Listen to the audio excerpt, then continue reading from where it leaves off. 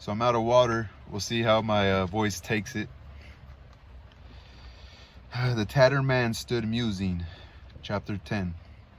Chapter X. The tattered man stood musing. Well, he was a regular Jim Dandy for nerve, wasn't he? Said he finally in a little awestruck voice. A regular Jim Dandy. He thoughtfully poked one of the docile hands with his foot. I wonder where he got his strength from. I never seen a man do like that before. It was a funny thing. Well, he was a regular Jim Dandy. The youth desired to screech out his grief. He was stabbed, but his tongue lay dead in the tomb of his mouth. He threw himself again upon the ground and began to brood. The tattered man stood musing. Look at here, partner, he said after a time. He regarded the corpse as he spoke. He's up and gone, ain't he?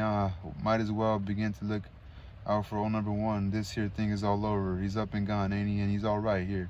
Nobody won't bother him, and I must say, I ain't enjoying any great health myself these days.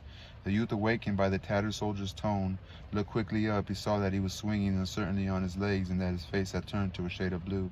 Good Lord, he cried, you ain't going to... Not you, too. The tattered man waved his hand. Never die, he said. All I want is some pea soup and a good bed. Some pea soup, he repeated dreamfully.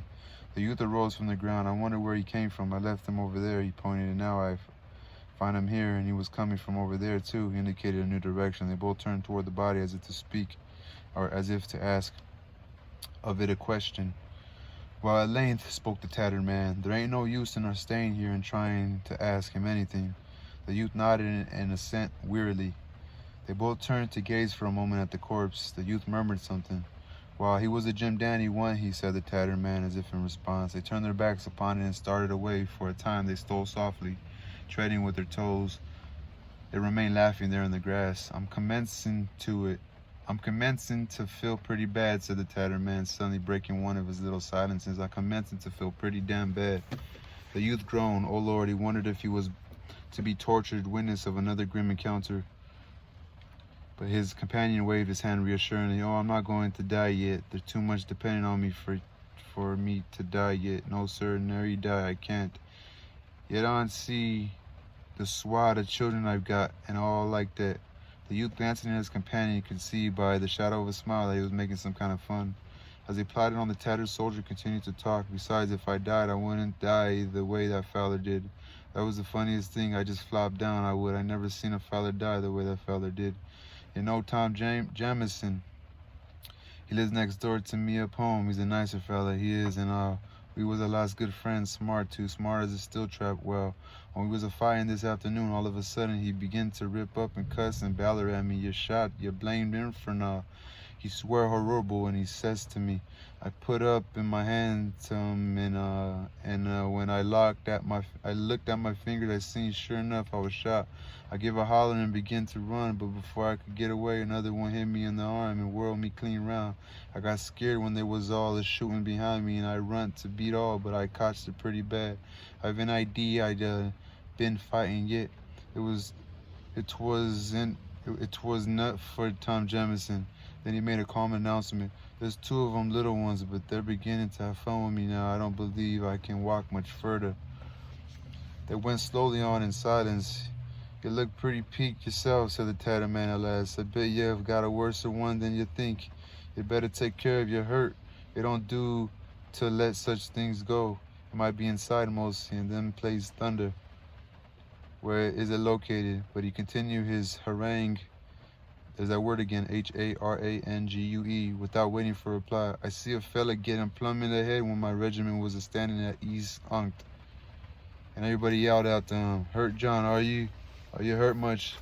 No, says he. He looked kind of surprised, and he went on telling him how he felt. He said he didn't feel nothing but by Dad.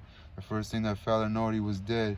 Yes, he was dead, stone dead, so you want to watch out. You might have some queer kind of hurt yourself. You can never tell where you're located. The young youth had been wriggling since the introduction of this topic. He now gave a cry of exasperation and made a furious motion with his hand. Oh, don't bother me, he said. He was enraged against the tattered man and could have strangled him. His companions seemed ever to play intolerable parts. They were ever upraising the ghost of shame on the stick of their curiosity. He turned toward the tattered man as one at bay. Now, don't bother me, he repeated with desperate menace. Well, Lord knows I don't want to bother anybody, said the other. There was a little accent of despair in his voice as he replied, Lord knows I got enough my own to tend to.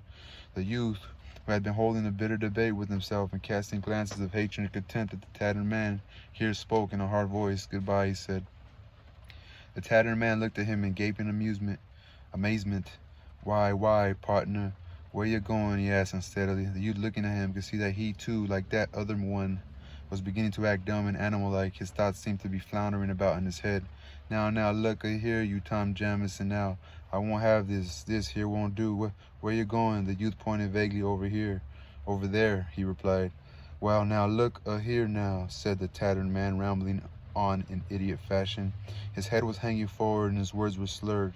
"This thing won't do now, Tom Jamison. It won't do. I know you pig-headed devil. You want to go tromping off with a bad hurt. It ain't right now, Tom Jamison. It ain't. You want to leave me take care of you, Tom Jamison? It ain't right. It ain't right for you to go tromping off with a bad hurt. It ain't right. It ain't."